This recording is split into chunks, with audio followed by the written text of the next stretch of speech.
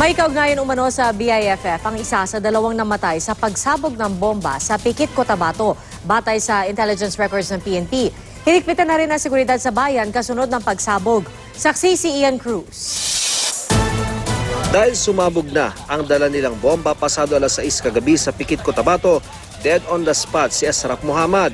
Namatay naman sa ospital sa Kabakan si Jomar Palaguyan alias Kapor, habang sugatan ang bystander na si Fraulein Hera.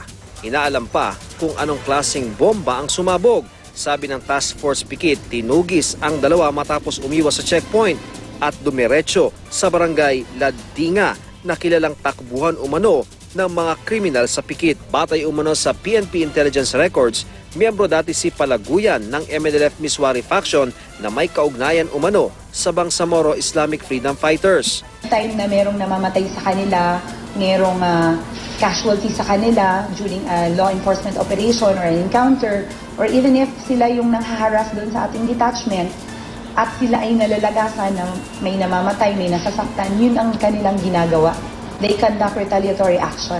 Bago ang pagsabog kagabi, 3 pang improvised explosive device ang na-defuse ng 7th Infantry Battalion ng Philippine Army umaga kahapon sa bayan ng Pagalungan.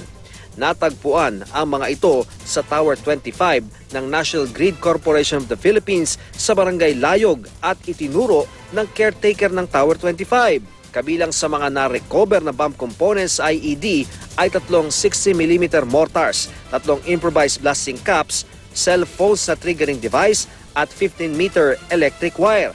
Sabi ng militar, ang mga yan at ang bomba na sumabog sa Pikit, signature bomb daw ng teroristang si Sulkipli Binhir alias Marwan na siyang target ng operasyon sa Mamasapano, Maguindanao.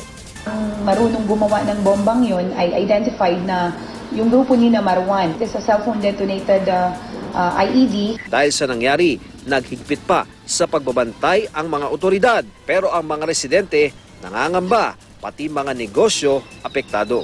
Panawagan naman ng gobernadora ng Cotabato sa mga kababayan niya maging mahinahon at mapagmatsyag at mag-report sa otoridad ng kahinahinalang tao. Ako si Ian Cruz, ang inyong saksi.